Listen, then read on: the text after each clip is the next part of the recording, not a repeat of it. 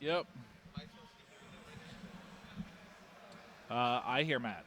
You hear me? Yep. Hello, hello. Testing one, two, I hear three. Jay. I don't hear either.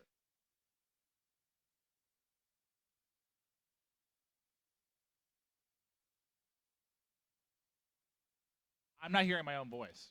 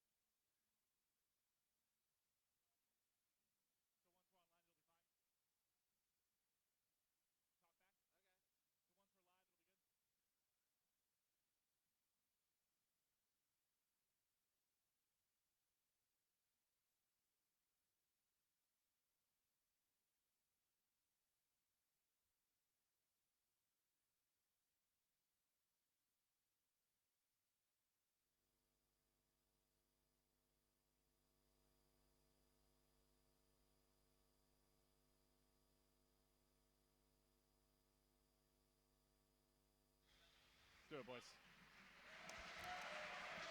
The bottle. That's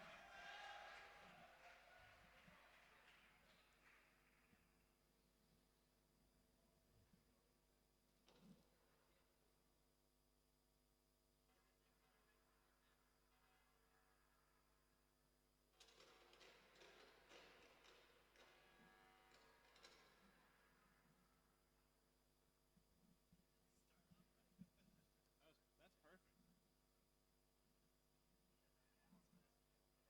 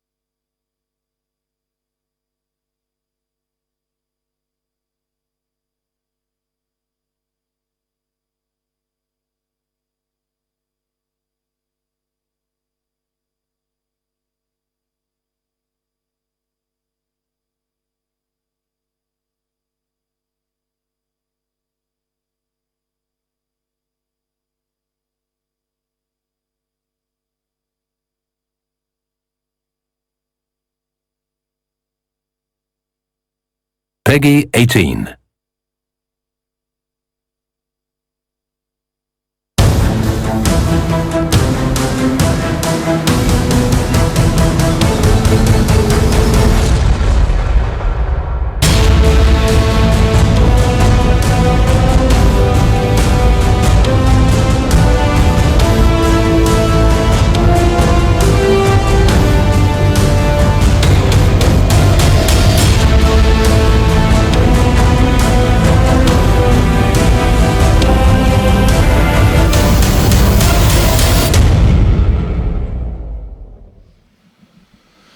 Everyone, welcome to the Paris Games Week Black Ops 3 live stream. Maven here, joined by Mr. X. You know, usually it's just us two. Yes. We spend a lot of time casting together. We have a special guest today. We have Jay Perrier here from Treyarch Studios. How you doing, pal? Gentlemen, how are you? How's everybody today? Pretty good. I'm excited to be here. Fantastic. We got a lot of great stuff to break down today. Matt, tell us a little bit about what we got going down. We're going to recap some of the announcements we've seen recently. Go talk a little bit about, I know, the new Specialist Firebreak. We're going to talk about CWL, more information on that, and then also tell you more about how you can compete in-game. Yeah, I'm incredibly excited. We have 5 maps that these players are playing for the first time, some that you guys have never seen. It's going to be phenomenal for us to break all of this stuff down for you. But let's talk about who we've got here to battle it out. We have a set of European All-Stars, our North American All-Stars. Tell me a little bit about this North American lineup. North America is going to be led by Crim6. Okay. Winningest player in Call of Duty history. He's done pretty well for himself. Mainstay on Optic Gaming now, just an amazing player. And also Study. Look for him with the sniper rifle. Second place, Call of Duty Ghost Champs, very talented players. Yeah, this is a game I'm looking for him to bounce back. You know, he had a great Ghost. Advanced Warfare was kind of up and down. This is a title where I see him really making an impact again. And then you got Sharp, captain of Team Caliber, mainstay in Call of Duty all the way back since COD 4. I mean, the guy's been a veteran, been around forever. One of the funniest guys alive, Oh, too. with that. And then Replays. Replays, very talented OBJ player, played most of Advanced Warfare with Denial. Won COD Champs this year. Look for him to do a lot of the OBJ work for this NA team. All right, so that's your North American powerhouse. Let's take a look then on the European side of things. Who do we have to battle these guys? Look for Jerd. Jerd's going to be huge for Team EU if they're going to win this matchup. Some of the best movement in all of Call of Duty. Going to be looking to see how he uses that new momentum-based movement system to his advantage. Then Broken, this is one a of the title, best right? ARs in the world. Very talented player coming out of France, hometown favorite. And then we have Gun Elite from Denmark and Power as well, then coming in from Italy. A lot of talented center. With this roster, we weren't really sure if they'd be able to hang with the North American side coming in, but we've seen some epic battles going on so far. We've been watching them play over the last 2-3 days, and they've been putting up a pretty good fight. Look for Team EU and Uplink. They've been looking great. No, I could not agree more. I expect this to be a fantastic series. We're going to have 5 matches here over the course of the evening. The first one is going to be Metro Uplink. We'll give you a fly through here as you can see this new Metro map. Looks absolutely phenomenal, but first let's touch a little bit on Uplink. You know, it blew the doors open last year. It was one of the most fun games to watch. Jay, you know, from your perspective working with Treyarch, how excited are you to have Uplink in this next title? You know, we saw last year how well it did on the competitive scene. So again, bringing it back, you know, adding some more modes, etc., is really great for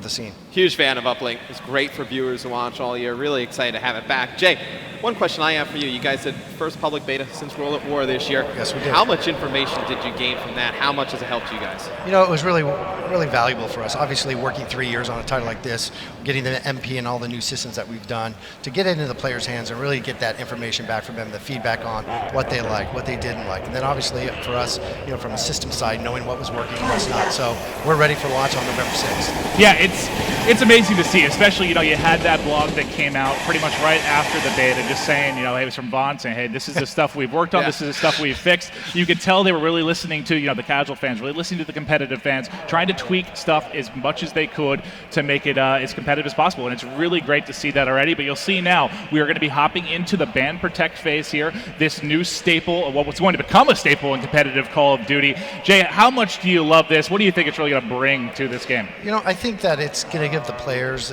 the opportunity of this meta game, right? There's a lot of bit of strategy that's going to be going on. So I think you'll find that depending upon the different OBJ players or what their specialties are going to be, they're going to actually focus on, you know, what ability am I going to use or what weapon am I going to use? And just here this week, watching these two teams go at it, we sat here, we've done a lot of rehearsals. We've watched the ban and protect phase a lot, and it's been different every time. Every time. One player go big with a different specialist or a certain type of gun, and then it's gone the next game. They got to adjust. It's great to see. Yeah, again, really being that whole idea of that strategy element. So it's not just about, oh, there's a particular weapon that you're going to use. Really mixing it up, and I think it's going to be great for the fans to be able to watch the players, what they're picking, what they're not picking.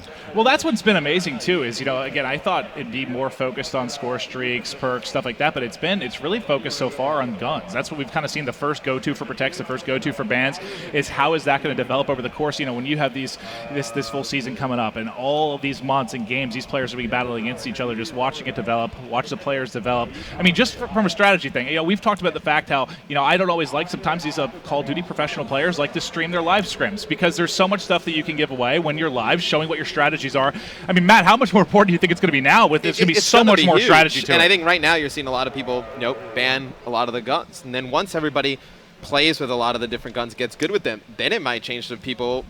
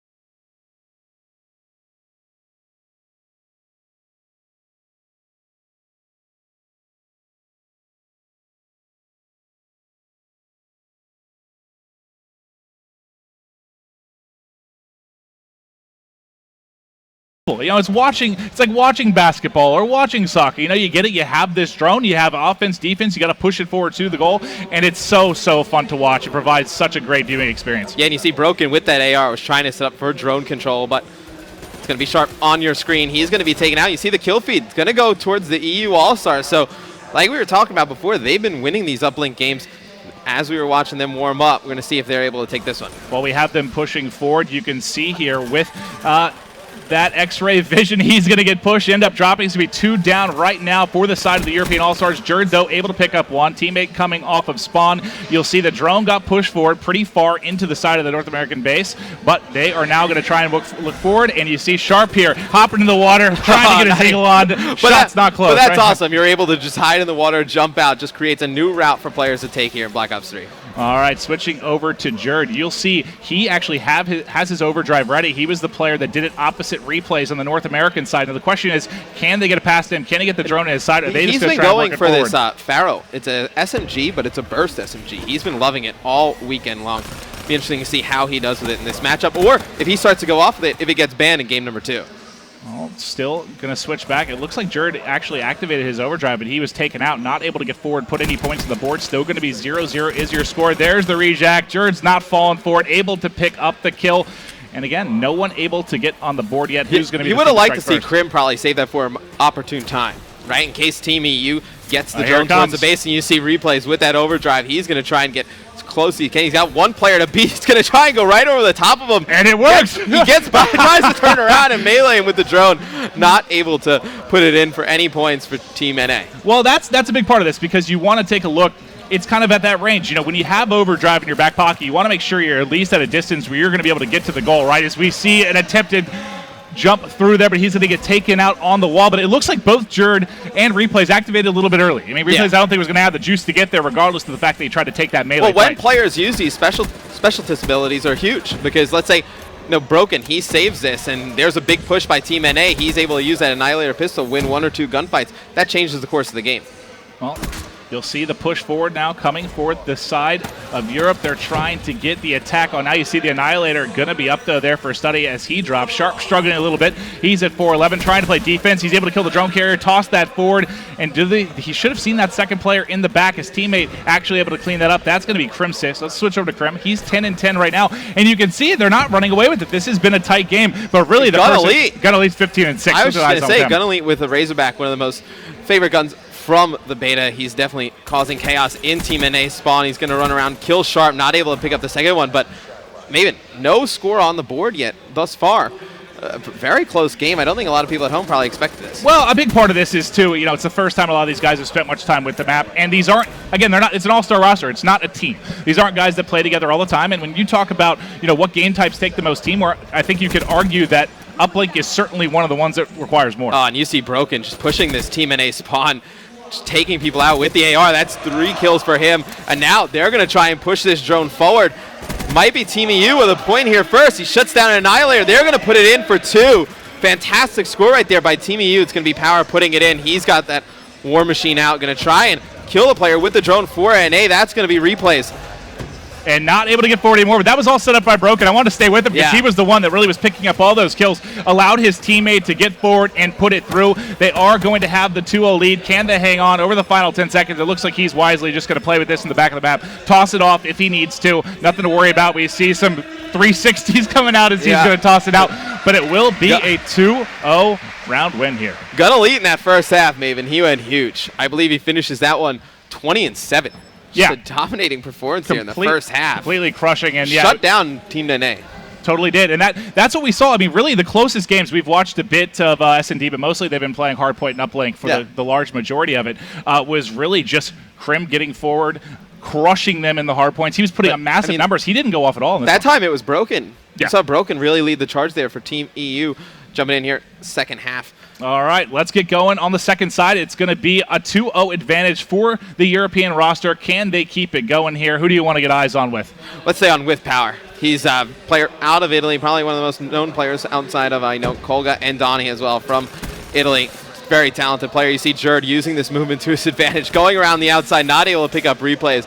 And you just see what the movement and just the different areas you're able to go on the map is going to change the game. Well, it is going to fall to Replays here. Again, he is rocking Overdrive, but doesn't have it ready yet. He's going to be coming behind. He's got Sharp and Study to lead the way. They're going to pick up a couple of kills here. Can they get forward, try to get a score through?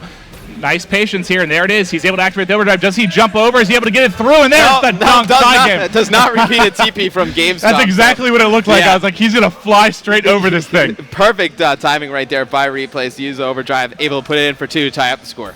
All right, I'm going to go back to Krim. He's starting to get rolling right now. Every player just a moment ago was negative for the side of the North American All-Stars, but Krim finally starting to get something going. A minute into this second side. You know what I love, maybe we haven't even touched on yet? Every time we cycle to a player, they're all using different guns. You're seeing great gun variety. You know, nobody using really, there's not one gun that everybody's going to. Everybody has a favorite gun.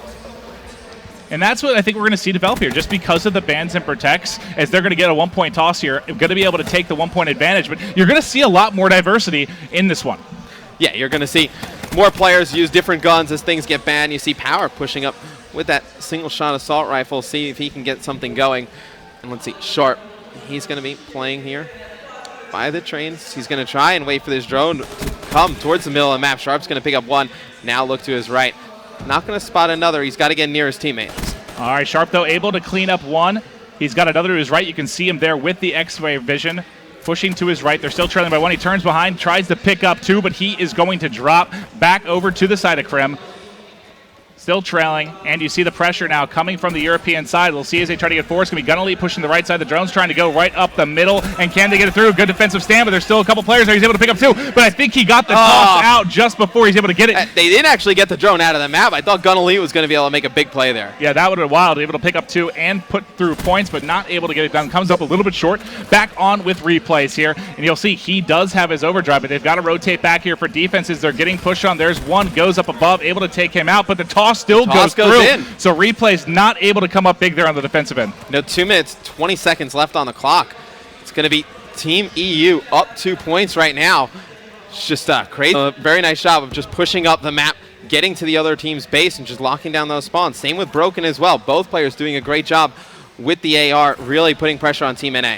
All right, one down right now. It's going to be Power. Under 2 minutes left to go here. They still have the advantage. You'll see drone control coming in right now for the side of the North American All-Stars. Replays picks up one before he is going to fall. Krim still pushing here. 2-point advantage right now, and you'll see Europe starting to get forward. Yeah, and they're going to push this drone straight towards Team NA's base. It's going to be Sharp picking up one. Going to have the drone go in for two. As you see Jerd pick up 2 big kills in Team NA's base, and Team EU dominating uplink thus far. Yeah, and that's what we've been seeing going on throughout. That's what we've seen pretty much throughout the course of this one. We saw them play all day yesterday. It was really, pretty 50-50, but really good job by the European team, able to really pull out quite a few victories, which we didn't expect. You see Jerd right now on a 4 streak, hopping on with him before he's going to fall. We've got 60 seconds left on the clock, and it looks like this one is definitely going to be I don't know if Team A can pull this comeback right here. It looks like the drone was being pushed up the map. It's going to get taken out, and you're going to have Study pick up one with the Annihilator pistol in the kill feed. You see Krim trying to set up mid-map. They got to get something going here quick, though, Maven. Team EU is playing this perfectly, just setting up around the drone, not letting Team NA get control of it, and that's going to be 3 dead for Team NA. Last one up, Sharp, does not look like he's going to have enough time here. All right, Power's going to be in the back. He's got the War Machine. There comes the shot. Able to get one, able to get two right before he falls. The pressure's still coming in. Jerd dancing, able to get a melee, but he is going to drop here.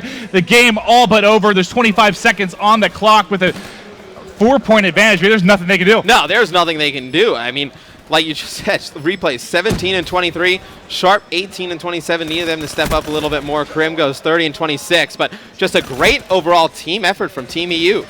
All right, and that is going to be game one. It's a show match. Really it's just bragging rights on the line right now, but you're feeling pretty good if you're a European fan, right? To. I mean, Team EU comes out here and they take this first uplink. Like we were talking about, pregame, they've been winning these uplinks, and we've been watching these two groups of players play. Yeah. And, I mean, right there, they take it to them in a real match. Incredible stuff there. Great job by the European All-Stars. But as we move forward, basically, we're going to be bringing you information about the future of Call of Duty, also recapping some stuff from GameSpawn. GameSpawn, we had the Friday night stuff as well. But going forward, the newest thing that was announced recently was Firebreak. We've talked about this new specialist.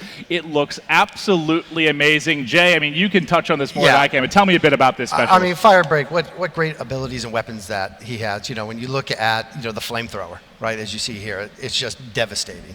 You know, you get that powered up, you're going into OBJ points, taking out the hard point, you're just mowing down. Oh yeah, you get right in the hill with that purifier. You're just causing chaos. The purifier, absolutely. And let's not forget about the heat wave, you know, that stuns and takes out equipment. That also, again, you know, when you start looking, like we talked about before, being able to use these abilities as, you know, for your team. Well, Krim, I was speaking to him pregame, and he was saying, you know, the flamethrower is great to just pre-fire doorways in hardpoint, right? You just look at one doorway, you let that purifier go, you're able to take out a lot of players. But I say in replays, he loved this heat wave ability, able to jump into hardpoints, go around, you know, objectives, and able to just stun players, and then make it easy for him to take players out, or his teammates coming from different angles to take those players out as well. Again, you know, each specialist, as you mentioned before, is going to have a unique role in ways that the players are going to be using them. So when you look at, you know, all of the spread of the different specialists, I think it's really going to add, you know, another level of strategy for everybody. And, you know, not even, okay, let's take out the competitive side of it entirely and really just talk about it from, I mean, first off, if you want a game to be popular, it needs to be fun. And just running around with the flamethrower, torching the other team, and we've seen some stuff that is just,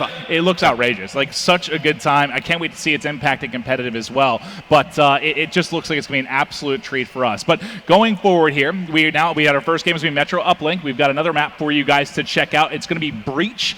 Hardpoint will be the next map. So again, first time these guys have really been playing these past couple days. You guys are going to be seeing it here for the first time as well, and this one is going to be amazing. But Jay, before we get into this map, obviously you have some time before it loads up. Now, 3 regions announced for Call of Duty World League. Challenge Division announced as well.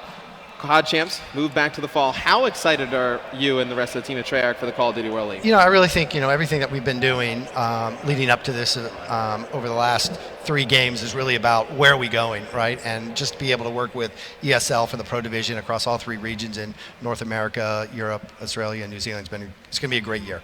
Yeah, I couldn't agree more. I mean, just the way that this league, where we're talking about it going forward, it's going to be involved in such more of a global presence where, you know, there's been a lot of focus here in North America. There's a lot of work to be done when we're talking about Europe and Australia, and I think there's a lot more just from a growth perspective that we can see, and so excited to see where this is going to go. And then, you know, on the screen right now, I know we're still taking a look at this new Breach map. I mean, how beautiful is this? I just love how crisp, how clean everything we've seen in Black Ops 3 to date is, and I can't wait to see, let you guys see this new map. It's going to be fun. We're watching the Ban and Protect phase now. You see that Shiva, we saw, you know, one of the players, I believe, was Gun Elite from EU, used it to his advantage last game. You know, got into the other team's spawn, was able to lock it down. Now it's gone right at the beginning of the Exactly. game. So you're seeing the meta develop on the fly just after one map. Yeah, I mean, that's what it'll be fun to watch again. Like, you're right, because, you know, I was talking about it earlier, kind of how this will take an effect over the course of the entire year, entire season. But really, it's more, you know, over the course of a best of 5, over a best of 7, just seeing how people are going to adapt to this stuff is going to be a pleasure. Look at this, first 4 things. First 4 things gone are ARs. Wow. Yeah. And all ARs. Yeah. It's crazy. So now you're seeing primary gunfire. That's going to be protected. I believe that's by the North American side. It's going to be replay. So Study, he actually protects one of the ARs, so he just wants something to play with. Well, look, they're all smiles. They're getting cocky. Yeah. They're getting too excited. They beat one game from North America. Look at the smiles on these guys' faces. Well, EU is saying, hey, no, we did it with ARs in game 1. Let's just go all subs in game 2. Let's really throw a wrench in there. Yeah, this one's going to be truly fun to watch, just so you can see the dynamic change here. Now, what I'm excited to see is, are we going to get some eyes on the Firebreak? I want to see the flamethrower come into full effect here. I know that's what we're all going to be excited for, but we are going to be in this specialist draft phase. Now, Matt, just looking at you, and, you know, Jay, I'd like your opinion too, but how do you think it kind of changes when you go from uplink over to hardpoint as far as what specialists you might focus on? I think for hardpoint, you want to focus on more of the abilities. You want to have more abilities. I think something like Ruin Overdrive, that's probably a good one to pick. I also think, you know, the Vision Pulse by Outrider, that's a good one as well. Absolutely, right? Anything that's going to give you those advantages on those OBJ points is what you're going to be looking for, right? I think the way you compromise the team in something like this, you'd probably have, you know, 1 or 2 people with guns, you know, able to just, for when you need to break those hills, when you need to push those hard points. Absolutely. And then when you get control, you know, you need to have those abilities, whether it's something like Heat Wave. You know, a bunch of players rushing you, the only guy left in the hill, you pop it, everybody's stunned. That's correct. You might not be able to kill all of them. You killed 2 or 3, though. It's a huge win for your team. Well, that's the thing, right? When you start looking at how the abilities and it all works together, it's really about working together as a team and using these things individually at the right time. We saw on the last point with Uplink, maybe they were burning a little bit too early, right? Yeah, you saw it twice. Yeah, really, you saw it from twice, either right? side, where So we've really got to make sure that they're using it at the most opportune times. At the time, at the right time. Absolutely. What we've been seeing players, because they haven't obviously got a real good chance to get in the flow of a 4-on-4 competitive game, is they get it and they just use it right away. I think it's the players that they get excited. Yeah, they get excited. I got my Annihilator pistol. I got to use it. I got to use it. I got to use it. But, you know, look at the last game. Team North America, I believe, Study had his Annihilator pistol, pulled it out in the middle of the map, killed one. The EU pushed their base 2 or 3 times. They didn't have anything like that to really break them out. I mean, Study saves that. He's able to pick up 1 or 2 in the base. Changes the entire game on that first upload. Absolutely. It certainly does. Now, let's move forward a little bit. We've talked a good bit about the Ban Protect, getting into specialists, but let's talk a little bit about why is this edit create a class so important now? I mean, obviously, the way it worked before, you kind of edit your classes before a series, you have to go in. Kind of talk about how much changed and how much more important it is now. Oh, well, right. I mean, your favorite gun gets banned. You got to go back and edit your classes. Yeah, it's a problem. Yeah, it's a problem. You come out, mitts up, hands out, trying to box people. I don't think it's going to work. Not going to last very long. You have a flamethrower, I have my fist. Let's do battle. Well, but I think it's great, right? So, again, we're going to talk about variety, which I think is exciting. So as you're watching this and you start to understand how they're using the bans, protects, and the specialists that they're using, it really is going to change dynamically every time you go out to play and you watch them. And I think different maps as well. I mean, you can edit score streaks as well, as you see on your screen. Different maps going to dictate different score streaks. I mean, on a more indoor 100%. Map, you don't want to have like a lightning strike, for instance. Yeah, well, again, it goes to, before it was just, here's my loadout, I'm going to jump in and go. Yeah. Right now it's like, okay, what did you do last match? What did you do last round? Yeah. How can I better serve my team, right? Do I ban something or do I protect it? And if you're a team like Team EU coming into this one, a hard point, you're not going to really try and outslay Team North America. Maybe you try and, ban Taskmaster, force them to waste the ban on their stuns. So I think you can do a lot of interesting things pre-game to sway the game in your favor. Well, I think also, too, there's starting to be a little bit of a mental game here, too, right? Like, what are they going to pick? Absolutely. What are they not going to pick? So, like, you already saw like where they're kind of laughing and joking at each other. I think that's going to be an interesting dynamic as well. Well, and the part, you talked about diversity. The favorite part about it for me, thinking back, when I first really started watching competitive Call of Duty, it's all the way back to really Black Ops On. That's when I first started watching. And, it was FAMAS. It pretty much was, you found that best gun, that's what you used, whatever it was in the title. Sometimes you're thinking back to Black Ops 2, there was a bit of a mix. You probably had, 4 guns or so that you would mix up between rifles and subs. But now, the whole game can be turned on its head so quickly when you talk guns. You're not going to be able to just have your go-to weapon or even 2 weapons. You're going to have to be good with everything. And we're even talking in between rounds. Right. Yeah. Right. Yeah, in between maps. Yeah. You see one player, you ban the Man of War game 1, he goes off with the XR2. It's like, do we let the Man of War come back? It's a huge gamble. All right, well, here we go. We are ready to kick it off. It is going to be game number 2. Breach Hardpoint hopping on with Jerd. Recently moved to North America. He's been hanging with the big boys, putting on a show as of late, and starting out hot here. He picks up 2 kills. And he's been so good with this burst submachine gun. I'm interested to see if one of the players from North America is going to adopt using it during this game. He's been crushing. He absolutely has, and a big part of why they were able to take game number 1. You'll see, just going to blow up the map here. We're going to be moving towards the bottom. You'll see there's 3 players from the North American side in and around. They're going to be set up here trying to deal with the aggression that's going to be coming from the European players. Sharp had a player moving underneath him, able to catch him in the backside. There's the hip fire, able to clean one up, tries to turn and burn, able to get 2. And you'll see here, care package going to be ready. Yeah, Sharp's going to have score streaks in. I love the fact, Jay, that we have score streaks back in competitive Call of Duty. I think it was such a great addition during Black Ops 2. It's so much fun. It adds so much to the game. Well, that's the thing, right? It just adds that variety to it. Yeah. So where before, when everybody it was very vanilla, I think. Yeah. And so people were concerned. But I think, as you point out, again, with all the ban and everything that you can do, I think players are going to have a good time. Especially with the score streaks, they're fun to watch. Yeah, and they can change. They can change the dynamic of a map. Yeah, and it's so much pressure. It builds this pressure. There's so much time left. When are they going to save them for? Are they going to save it for the final hard point? How are they going to use them? It's going to be absolutely a treat to watch. You saw the Vision Pulse coming out there from Jerd. Tell me a little bit about Vision Pulse. Yeah, Vision Pulse is a great thing that allows the player to actually pulse out in the community, out into the map, where you can actually see players in between or behind items. And then you saw the Reaper Psychosis come in, trying to break the hill, throw in those clones, and he's not able to do so. But Jerd really just putting Team EU on his back here at the early stages, Nathan. Well, every single player is positive right now for EU. It's just this North American side can't really get going. Sharp is 6-5 leading the way. Replay struggle a little bit to him. I'm going to hop on a crimp for just a bit here. player for Optic Gaming, one of the most talented players in the game. You mentioned earlier he has the most tournament wins of anyone. I expect that to continue in Black Ops 3. You see accurate shots coming in there. He finds a second down to the left, not able to pick that up, but you do see he's got a turret working with him here on this left-hand side. And he loves this Vesper SMG. He was telling me in pre-game, he's like, this is going to be my go-to gun. You see him just running the hill, take out 2, and just such a high rate of fire. It's going to be great around hills. Oh, absolutely. You know, that, again, you put that weapon in the right person's hand. Yeah. Destruction. And that was, I believe, a War Machine came in and just absolutely destroyed replays and The War Machine's a favorite of everybody, Yeah, it's good fun. There's nothing about cleaning hill with that. Yeah, it's always great to see players just bust out the War Machine, take out 2 or 3 in the hill, and it always comes in when you least expect it, right? I mean, Crim's in the hill, he takes out 2, he's probably really excited. Boom, you hear that. Well, but again, too, like knowing when that's going to happen, you don't know when it's going to happen. So as a player, your senses are, okay, who's controlling what door, who's looking at a particular angle to really make sure that doesn't happen. Yeah, and I like that there's balance to it. You know, does it seem like this one-shot explosive weapon is overpowered to some degree? But then when you don't carry it over, like Black Ops 2, let's say you had ammo left, you carry that over into the next spawn. Now, I mean, depending on the timing, if you pick a poor time to bust this out and you get shot and cleaned up, it's gone. It's wiped. So really, there's a lot of strategy of when to properly use these, and you've seen some really good use of it thus far in this series.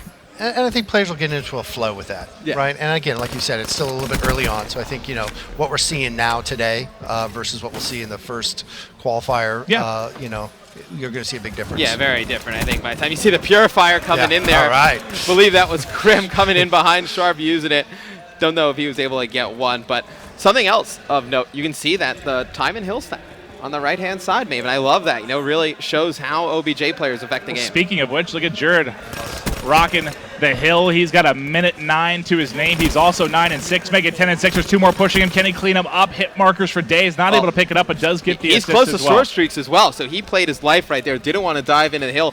I mean, he has his ability. He has vision pulse. He gets score streaks as well. Jared is going to be a force to be reckoned with. And there's another assist. He did get his first score streak. He's ready to go. You see he's going to just keep running around the hill, just taking players out, having a fantastic game. And you see on the scoreboard, nobody from Team NA going near the hill. You can blatantly see that now. Sharp's only got 6 seconds in the hill. Replays the OBJ player just hit 10. So Study doing a brunt of the OBJ work, and you can see it's really affected him. 5 and 16. So hard being a Slayer and then being thrown into the hill. Yeah, no, that's not where you want to be. No, those Slayers. Hey guys, I need some help. Where's everybody? Yeah, you got to imagine Study. He's question where his teammates are. Hello.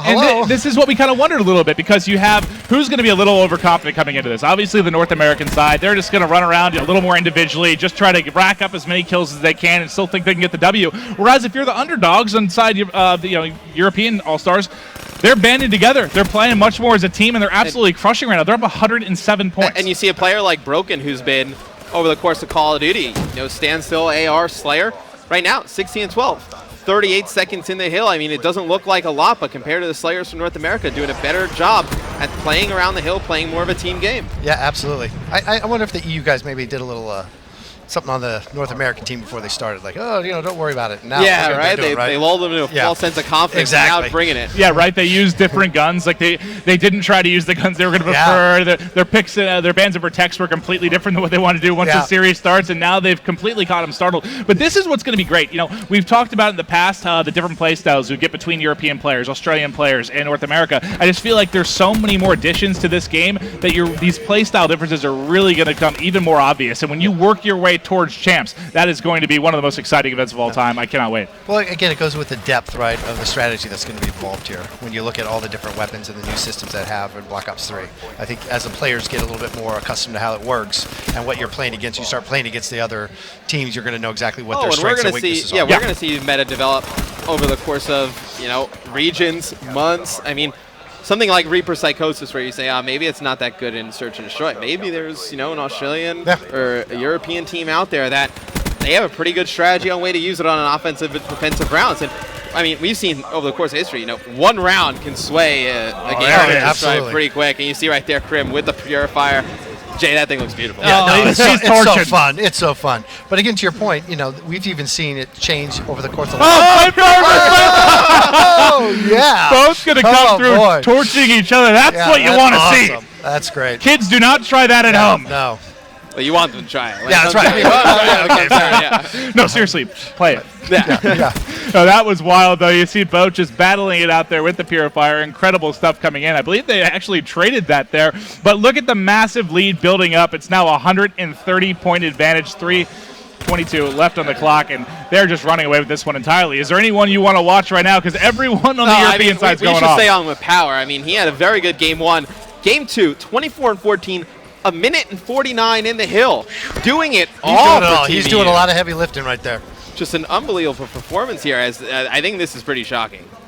I guess I could see the uplink to a degree just because we've kind of been watching that over the course of the past day or so. But the hard point, I thought this would be one where the North American roster would completely run away. I thought Krim was going to drop 700 kills typically in game two, but they're still lagging behind a bit. A part of that is going to be replays and Study. 9 and 21 and 10 and 26. Well, Study's got a minute and 11 in the hill. That's true. He's the guy in the he's hill. Just living in there. Yeah, he needs his teammates to surround him, just form a perimeter with assault rifles and lock it down. But Team EU, Maven, 250 to 118.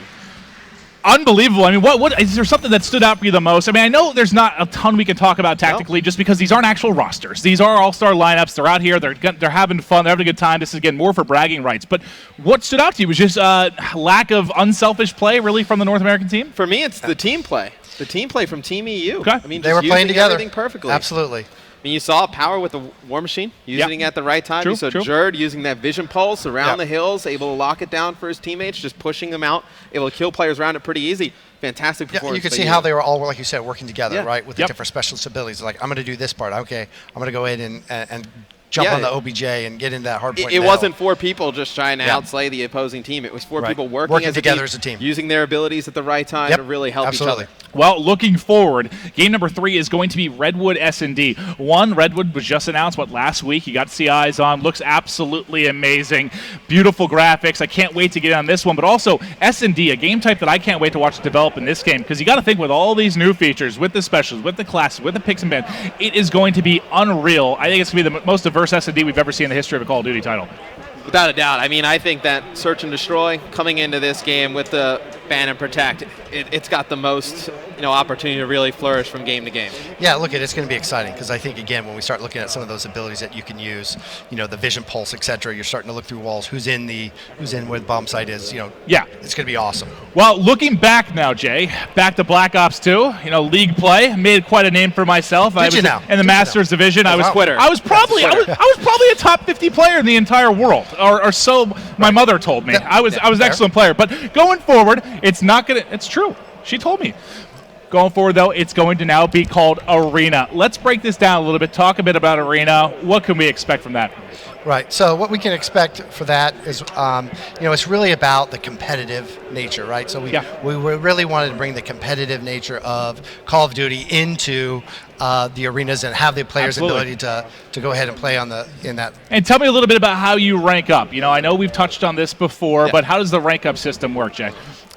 So we're going to have multiple playlists, so you can go in and whether you just want to play Arena by itself, if you want to, so it gives the ability for fans to go in and just play with their friends, rank up on the leaderboards like you did, right? Yeah. But we're also going to have a Pro Division, and that Pro Division is going to have all the things that you see here that the pro levels are playing. Awesome. So the protects, the bans, and the specialist draft are all going to be there so they can participate in that strategy and that metagame. Yeah, I mean, I'm not good enough to play in Pro 8s, but I want to play the way the pros do. So this gives me the perfect opportunity to just jump in and do it. No, absolutely. It's going to be super exciting. There's going to be, every few ranks, you're going to be able to progress, and each rank's going to get a little bit harder. So really that whole progression of what you're going to do, there's going to be a total of 20 ranks and a master. Well, I love how simple it was. We've touched on this before, but, you win, you rank up, you lose, you rank down. It's an individual ranking, so you don't have to worry about maybe potentially a teammate dragging you down quite as much. Exactly. At least he's the one dragging me. Hey, whoa! Let's settle down, you two. I've heard about that.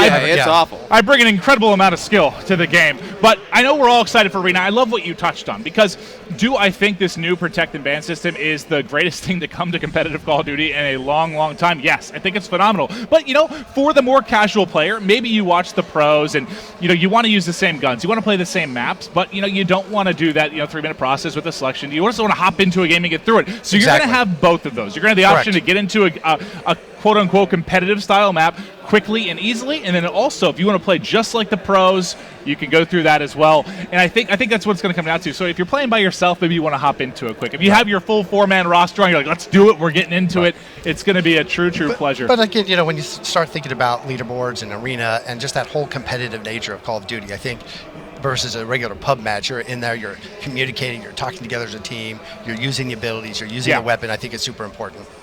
And I love the what you guys have done to help reverse boosting. You know, not letting players, you know, just quit out like Maven. That's right. And hurting everybody else. Listen, that's what I heard. He's a rage quitter. I'm a big rage quitter. I get super angry. I don't get angry in like real life things ever, but when I'm playing video games, I lose it. You lose it. I hear about that. I know. I'm sorry. So, but if you go ahead and you quit out, you are definitely going to lose some ranking in that. So I'm never going to get out of rank quitting. 1 is no what you're rage telling me. quitting. That's a shame.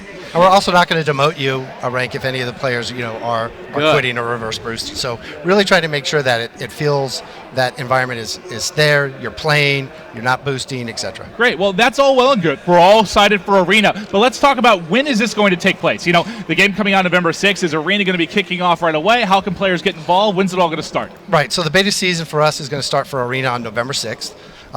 Game day of launch. It's going to run the entire month of November. This is really going to give players a chance to get a feel for it. There's also, just as importantly on the beta, it's going to give us some information on how's it working, what are we finding, Absolutely. You know, what are players liking and enjoying. But you know, at the end of the beta season, we're going to go ahead and reset your stats. So. Well, that's perfect. But then what if you're like Matt? You know, Matt's going to spend 12 hours a day. You know, he doesn't really have friends to hang out with. He wants to play as much as he can. He gets to the Masters rank, and then it gets reset. Is there going to be anything for players like that? So what we're working on right now is really looking at what you've done, and we're going to actually give you some bonus stars. So we're going to be able to get you back to maybe what you would expect as far as a level. All my hours grinding. That's right. Won't go to shame. Yeah, won't go to shame at all. I guarantee it. So it's going to be exciting. Well, I'm looking forward to it. I mean, you had a successful public beta, obviously, with the game. It was very evident to myself, and I believe most of the community, that you guys were listening to the feedback. You were taking, you know, stats from what people were playing with, what might need to be tweaked, and you guys are doing an excellent job of that. I think this ranking system for a competitive player is probably the most important piece when you're looking forward to multiplayer. So I love that. The fact there's going to be a beta, get it right. You know, if it's not ready for day one, let's get this beta going. Let's figure out all the nuances of it. So that way, you know, throughout this entire year, there's just this solid ranking system, and I can't wait, man. Yeah. I'm excited. I probably won't play as much with him. Well, we should that's probably team up. understandable. We'll probably let's do be it. a better duo. Absolutely. He is not very good at video games. I'm a phenomenal player. No.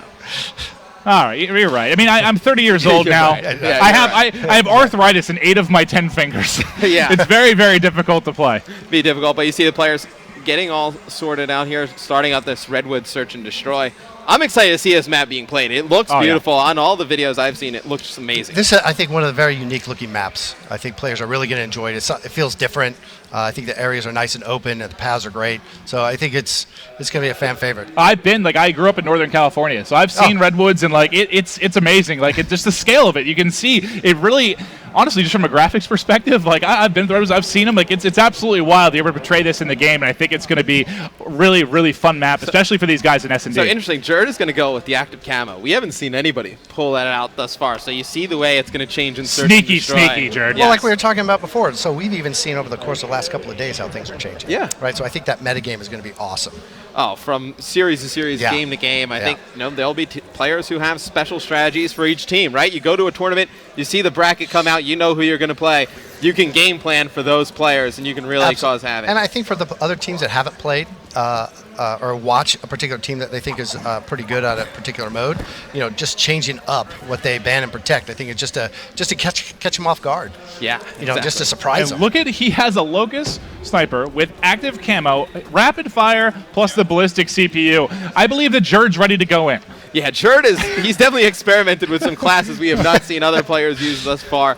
The first kill is going to go. I think he's feeling pretty confident. Yeah, first kill is going to go in favor of Team EU. Replay is going to drop for Team NA, so they get that one-man advantage. Sharp, though, able to answer back, but Krim going to drop as well. Power has really come out and surprised me. He's had an amazing first 2 games. He's been playing really, really well. You do all of a sudden see it's going to be Study here in a 1v3. He had Snipe in hand as well, and he is going to drop. And no matter what this North American team tries, they can't get on the board. They're getting smoked right now. And this is Power in the final kill feed with the Kuda. Your first game we saw an AR, the Shiva, the one shot. Yep. Second game we saw the Man of War. So far, I mean, now he's using the Kuda here in S&D. You see just a variety from game to game, but just one player. Just one player. Exactly. One player. Unbelievable. All right, well, it is going to be offense now for the side of the North American team. Sharp, only person to even get on the board here. I mean, just from a general S&D, I know we haven't spent a ton of time with the maps or the game types in Black Ops 3, but what would you like to see out of them? What do they need to do differently? Just more aggression, better teamwork? Matt, what can they do, man? I mean, they just really haven't been playing as a team. You see how spread out they are on the mini-map. It's going to be Gunnaly getting the first kill. Replay is going to answer back. But you see how spread out Team NA is. Looking at Team EU, there's one player on the flank, Maven. Just go on board with him for Team EU. Yeah, top down, see if he's going to be able to get behind. That is going to be Power. You've talked about what he's been able to get done. He's going to be coming in behind. He's got the Psychosis ready to go. And you'll see he has, right now, he has Man of War and that Locust Sniper in his back pocket. And the timing there, just narrowly going to miss one. We'll see if he's able to get eyes on. And that was COD timing for you. He has circled the NA team. Absolutely.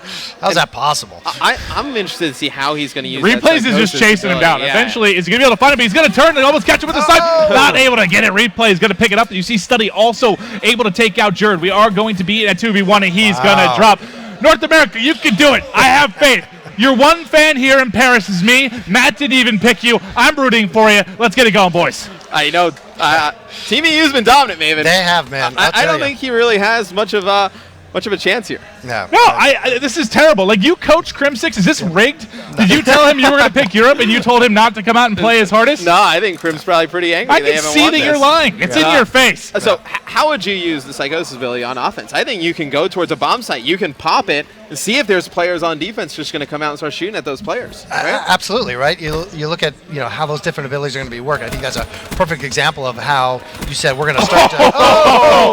Power just goes in there with the two-piece, demolishing the side of North America. They clearly didn't hear my prayers, and that's 4 up, 4 down. Yeah, unbelievable power with those first 2 kills. He didn't even need to use his ability. Not at all. We got it for the next round. But I like it's been 2 rounds now. We've seen him have it. Hasn't used it yet. Exactly. Use it at the right time. That's Exactly. what we've been preaching. Got to use those abilities to your advantage at the opportune time. I feel like my heart's being ripped out of my chest right now. I mean, that's probably because you're old. That's actually probably that. I live off of frozen burritos and ramen noodles. right. Probably doesn't help either. That's but not helping. No, not at all. All right, round number 4. I'm going to stick with Power. I know they're on defense, but you talked about the fact he does have that Psychosis. Going to hit the triangle button, pull up the various options here. You can see he's going to still be rocking that Man of War and Sniper, and there it is. There we go. So you see him use it defensively, which is interesting. I think he's just going to try and draw some fire out, and then if he sees some fire... the play!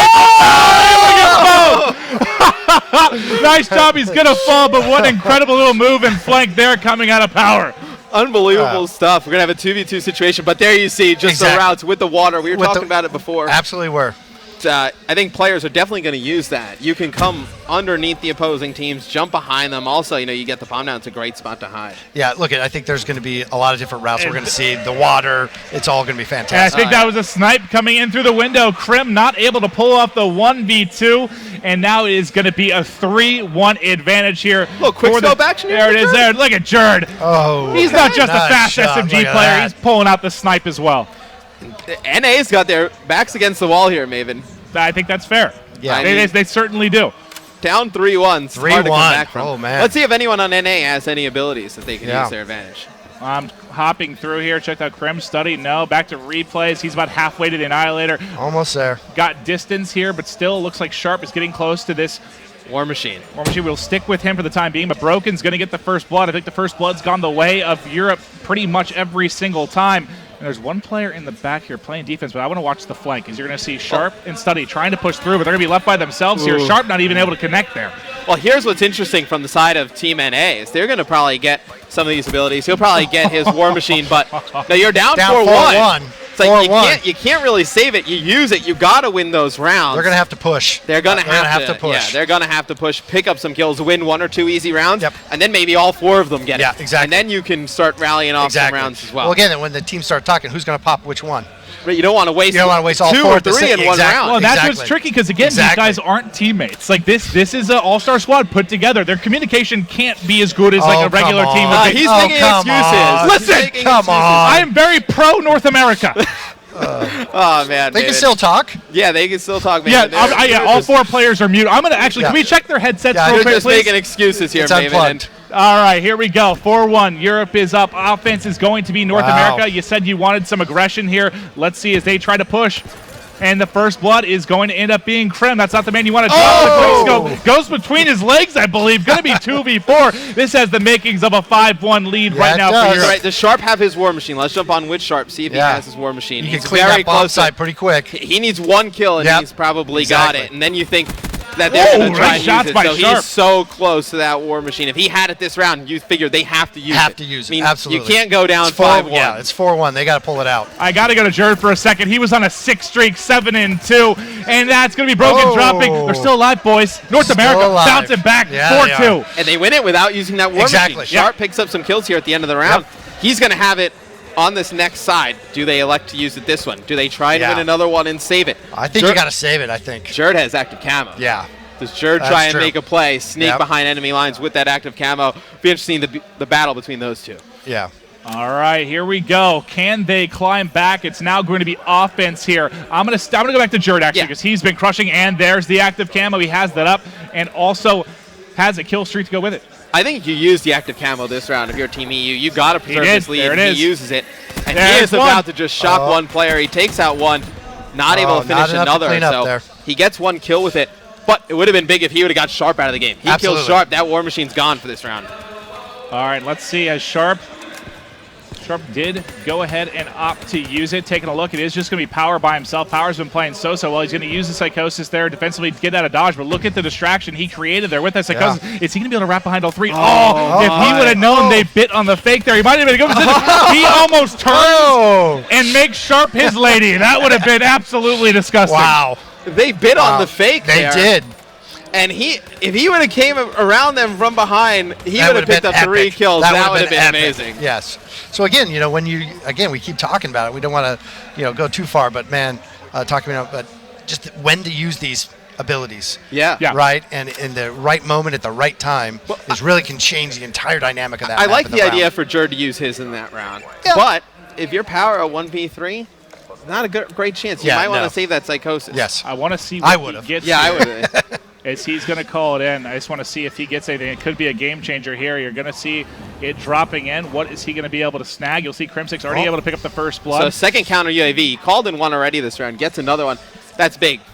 EU's not going to have that radar. Not going to be able to see where those gunshots are coming from. And you see Replays has that Annihilator pistol, so NA's making the comeback. He's trying. It's 2-on-2 now. All right, so this is a position. 2-on-2. You have the Annihilator. Do you use it? He doesn't even have the option to as he gets taken out. But Sharp has been their best S&D player thus far, but he is going to fall one round away. Are the European All-Stars from taking this? I'm starting to sweat. I don't feel good about it. We can see you sweat. Yes. It's tough to say if Study should have used the pistol right there because he doesn't know if there's another player around. Like, he doesn't know where the players are around the corner. He could use it, run around, not find anybody. He's running around the open. He dies. Exactly. And exactly. He's in a world of trouble. I think I like the idea to save it. They're still in a situation where it's a manageable comeback. Yeah. It's going to be tough, though. I just want to hop through and see if anyone's going to have it up. Let me switch through the side of North America as well. I'm going to go back to, we'll stick with replays because he is going to have the Annihilator. And I believe he's got to try and Gun Elite made some mistakes. Gun Elite falls off the map. That's going to be a game changer. Will this give them the momentum they need? All of a sudden, it's broken by himself. He's 4-7, is in a 1v4. Can he pull off a miracle? Well, Replays uses the pistol, doesn't kill anybody. That's right. Gun Elite jumps off the map. Short picks up the other two. He wastes that ability pretty much. So, I mean, they win the round. That's great. No, what happened there actually is how it broke down is he called out the pistol.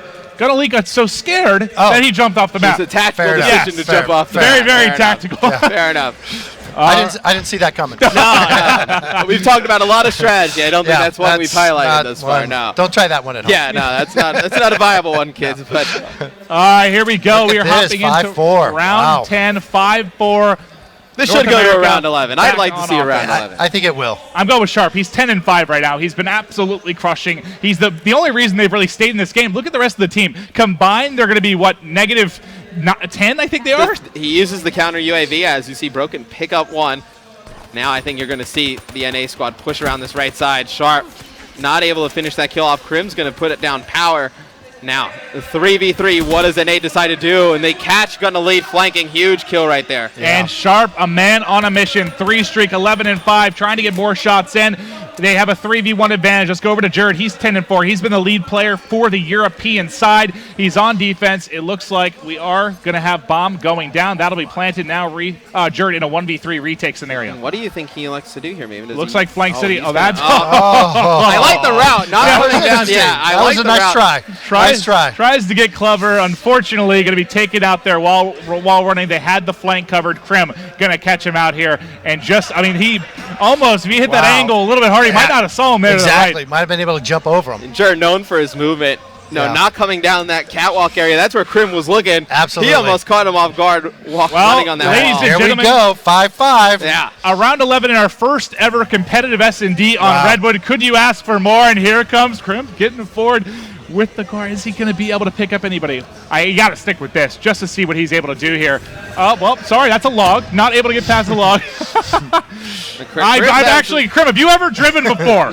No, he spots one, but not able to do it. He gets taken out. Krim with some bad driving there. I think that was hard to watch. We got to check and see if he has a license. I talked about the size of those trees. He got stuck on one for approximately 10 seconds. Yeah, and you're going to see Study try and push up the map. No kills by either squad thus far. Both teams playing very passive. You see, nice shots by Study. Nice shots, though. Sheesh. Can NA make the comeback? It's going to be 2 kills in favor of EU. Make it 3, Maven. It's all up to replays here. Replays, do it for me. 1 versus 3. It is you versus all of Europe. Able to get some hit markers in, not able to pick it up. This is the final round. He only has 3 kills. He's been struggling throughout the course of this series, but he has won champs this year. Can he be Captain Clutch? Gets stuck. Oh! But still, Destroy's going to lead. 1v2, 50 seconds left. And Power had used the Psychosis ability. He had it and drew him out, but they're not able to finish him off. And if Replays gets a second one, you see the sniper shot. Everyone just in the snipe. And Jared finally able to close it out. Jared, I think, going to potentially be the MVP in that one. He had a monster game. He started out, 7-1? Yeah, unbelievable. You see the sniper come into play for Team EU. You see Jared picking up this final one. Wow, nice shot. Some fantastic shots. I love the snipers, man. Oh, they feel so good. Yeah. You know, just...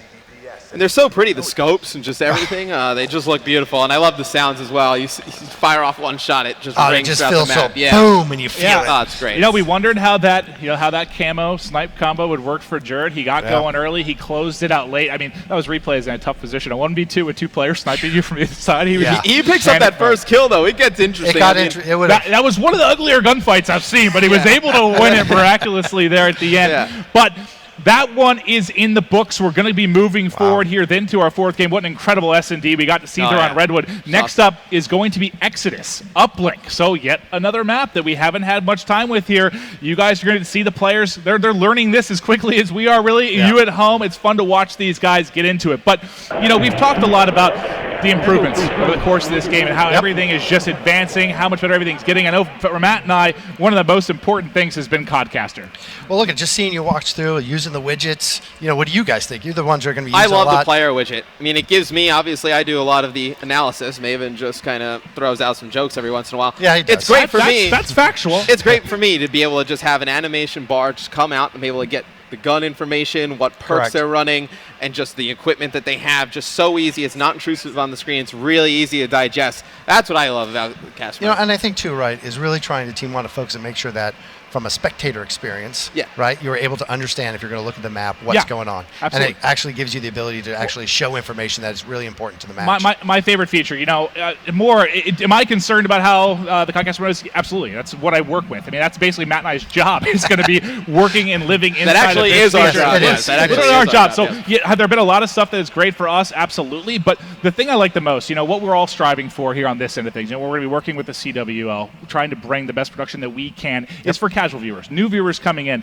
Are they going to tune in and be able to quickly understand it? You don't want it to be too overwhelming. You want them to be able to pick up on things very quickly. My favorite new feature is going to be the fact that you're going to have these team colors. So let's imagine, you know, you're an NBA fan. You go to or turn on the game with your parents. You're watching the game. You see a yellow jersey and you see a green jersey. You know it's Lakers, Celtics. You know what players are involved. You know who you're rooting for. Now the ability to implement this into the game.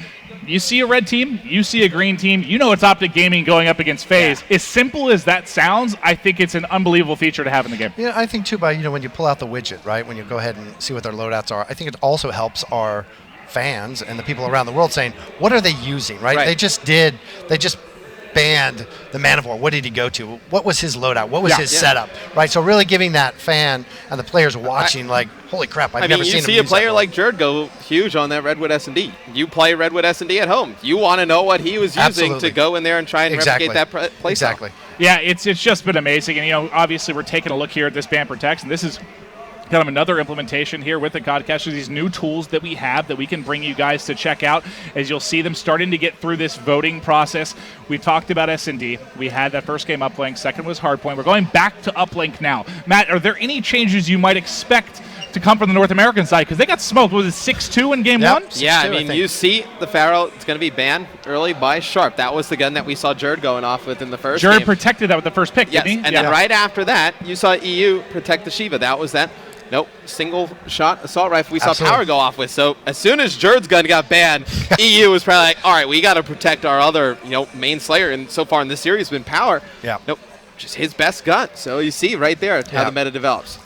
All right, moving forward here, we're going to go on to the Specialist Draft. Again, we are back to uplink. You expect to see Overdrive coming out for both sides. Last time it was Jerd and Replays. You already see Jerd has picked Overdrive. Replay is going to pick Overdrive again. They're the guys. Replay is just known to be the objective guy. Jerd at times, sure, but he's just your fast player up in your face. You expect him to be soaring with that drone up high, trying to punch one through for 2 points, and they did a very successful job. Is there anything else for either that maybe stands out in this transition to the Game 4? Well, I mean, you have the side of EU go balanced 2 and 2. Yes, then you look at NA. They have the War Machine. They have the Scythe. And then they have the Annihilator. So 3 guns here in uplink yet again. Crazy. They're relying on Replays to do a lot of the OBJ work. Yeah, if they don't do some slaying. Well, I mean, that's been their problem. They weren't focusing on hardpoint really on hardpoint at all. No one really had any time outside of Study, who's naturally a Slayer. But they just... Not only were they not getting the slaying done, they got outslayed both games, but objectively it was just atrocious too. Like, they've been really lagging behind in the respawns. Well, we didn't even talk about that, the addition of the time in Hill for game 1 and hardpoint. That's huge. Yeah. I mean, we're able to now go back and say, hey, they were not helping Study. That is correct. I'm doing this all by myself. Guys. Look, I can show you right here. I can show you guys. You. I've been doing all the heavy lifting. I actually saw Replays hug about 7 different employees from Activision and Treyarch saying, thank you. Now when I go double negative, at least I can show 2 minutes and 30 seconds at the hard point. I'm doing the work, fellas. Yeah. It's a great addition. I think players everywhere are really excited about that. Yeah. No, it's a true treat. I mean, there's so many things going forward, and that's what's going to be amazing. You had the beta. We're going to have the beta then for Arena. But, it's great just seeing your team over at Treyarch, how well you guys have been listening to the stuff people ask for, what might need tweak, what might need change. There's going to be so many amazing things going forward this year. And just to see where it is, I mean, this is, from a competitive standpoint, this is the most advanced form of Call of Duty we've had at launch. I mean, just thinking of all the features we have now, it's a lot of stuff usually, we'll see it a little bit later as stuff gets developed. We're ready to go out the gates just to think about all these new features that are coming down the road, Jay. I know we're so excited. Yeah. This is me saying thank you. It's the last time you're going to hear it. It's our pleasure. Hey, it's an incredible studio. Everybody's been focusing on it, like I said, for the last 3 years. And I think it's really a great thing for the fans to be able to communicate and talk with the studio. What do they like? We actually had some of the players in a few weeks ago to show them what we're doing, talk about what's going on, and to get their feedback, and obviously working with you guys as well. So it's really important for the studio. And we think, to even grow the sport, to grow the spectator is, what do you guys want to see? What can we do to help? Versus, absolutely, not doing that. So, absolutely, we're definitely open to what the community wants. Oh, it's been amazing thus far. It looks like we're just waiting on a couple players to ready up. They're at the score streak selection. We will be ready to hop into game number 4. Going to be starting in just a minute. Again, if you missed out, if you're just tuning into the stream, it is going to be Exodus Uplink. If you missed game number 1, it was a 6-2 win for the European side. Can North America bounce back? Well, they can't. Just make it close. I mean, it's what, 3-0 right now. 3-0 for Europe. 3-0. Again, this is for bragging rights. That would be a series win. Yes, that's true. Technically, but this is for bragging rights. They kind of bounce back. You at least feel good if you're North America and you come back and just slam them the last 2 games, right? So at least the last thing they remember as they go to bed tonight is getting crushed in games 4 and 5. I don't know if it happens. Yeah, I don't know, man. The EU team's been playing really solid. They're working together as a team. Yeah. I mean, I don't know. You're just giving North American fans some false hope here, Maven, I think. With the way that we've seen EU just adapt. That's how I think that's really the key. Adapting from game to game has been huge. This is how I live on a day-to-day basis, is false hope, Matt. So I know all about false hope. Well, you're doing it well. Here we go. Game number 4 kicking off. It's going to be Study on your screen. He's able to pick up one there. He's going to be using this ICR. He has reflex, quick draw, and stock. Going with 3 attachments here. He'll be trailing behind Crim 6. And he's got the pistol in his back pocket as well. You see, all of his perks, just to highlight the player widget. Just so beautiful. Just awesome to gather all that information, and then it's easily gone. It's just really quick, animated. You can get all the information, easy to digest, and then when it's gone, it's gone. You know who has a satellite. You know who's alive. You see, like you said, how long on the hill. All of this stuff really shows, I think, the fans that are watching what's going on, right? Yeah, it's really Who easy for should the we fans to follow? just gather all the information that's going on in the game, because Call of Duty is a very fast game. Super fast. And that's part of the challenge, right? Yeah. Is trying to explain and be able to have players or spectators watch the match, what's going on, without understanding what's going on. It's pretty hard to watch. Yeah. So I think these new tools really help that. Right. No, I watch, obviously, a ton of Call of Duty. I cast a lot of it. I watch a lot of it at home as well. And the players at the pro level, the game's moving so fast, but it feels like it's slow. And then when I'm watching it now, it's like it feels like it's slow because I'm used to what players are doing. Yeah. I can imagine for fans at home, it's pretty fast. So for them to get all the information that I see and the players know really easy to digest, it's awesome. Yeah. All right, well, still going to be a 2-0 lead here for the European side. They've done a great job throughout. They are going to have the drone in hand as well. Let's see how they're going to play this one. It's going to be Jared, and he also has the overdrive. He goes to fly forward, but Sharp's going to take him out from behind, and that saved 2 points. A huge kill right there by Sharp. You see the overdrive come in right there. Jared just trying to make a play by himself. And early in the game, I don't hate that play to just No, not at all. Yeah. Let's take the chance. Now you've got 3 minutes left. Let's go for it. There you go. Right. And Replay's got one in. There's the tie. The overdrive, that's for speed. Unfortunately, mantling over the truck there. No. Kind of completely Yeah. took away the overdrive, but still got the points on the board. Going to be falling back to the European side. They had it for just a second, but now it's going to be Krim and Study. Study going to be the person with your drone. He has the Annihilator ready, but he is going to drop. And I like the Annihilator in this game mode because Yes, we I talk do about the too. extra help with the drone. Yeah. Being able to take somebody out that quickly who's possibly in a scoring position is massive. Well, you can use it defensively and offensively, right? Nope. Jay's behind me with the drone. I have my Annihilator. I bust out. I kill 2-3 players off spawn. You're able to dunk it in easy. On defense, I'm coming off the spawn. Everybody's dead. I look down one of those angles. I'm able to pick up 1 or 2, make it easier for my teammates to kill the drone carrier. I think it's a great pick on uplink. It's good fun, too. I mean, the Annihilator just feels so It's good. satisfying when you it's kill, just when you pop satisfying. off 3 players with absolutely. it. It's great. All right, well, now you see the Tempest in hand. Let's see if they can use this to get points on the board. You see the Death Machine coming in. That's Krim going to be cleaning up everyone and able to get the drone reset. They're still trailing by 1, but Krim's starting to go off here. He is 10-2 right now with the 4 streak. Make it 5, just absolutely melting. Unfortunately, Replay struggling a bit at 1-7, but it doesn't matter. The King is here. Krim just absolutely controlling the pace. They're trying to get forward, though. He has to rotate back for defense as they're trying to get points on the board right now for Europe. And you have one player with the War Machine. Usually, in uplink in the past, you need all 4 of your teammates there to make a really good push on the other team's base. Yep. You have a War Machine or Annihilator. You You're don't good. need much You're more than good. that. Absolutely. Yeah, you have that player lead the way. Well, I think that's going to drive that action. Oh, yeah. Right? Just going to add more scoring. Yes, to uplink exactly. as well. You're going to have more players just going to be able to guide the way, able to get those easy score with, maybe it's like a 3-on-2 advantage. You have an Annihilator. I don't think you're at a disadvantage at all. Not at all. Base. Yeah. No. All right, and the drone going to be dropping to the American side. That's going to be the overdrive. He gets 4, but it's not quite at range. That's what we talked about using it in game number 1. You use it, you don't get in range of an actual score. Now he's not going to have it up in time. He's all by himself. Needs some cover. He has one not player gonna from behind, charge. and he at least gets the 1-point toss. Replay is able to put it through, and that probably felt good because he has it did. basically 0 kills in the board right now. Yeah, I mean, no, he was waiting for his teammates to get there to the base to slay out. They didn't get there. He did a nice job dancing around with the drone, able to throw it in for 1, tie it up in a much more competitive game than we saw in game 1. Yeah, that first they must be uplink. talking. Yeah, they Must have plugged their mics they back in. unmuted That's themselves right, according exactly. to Maven. Yeah.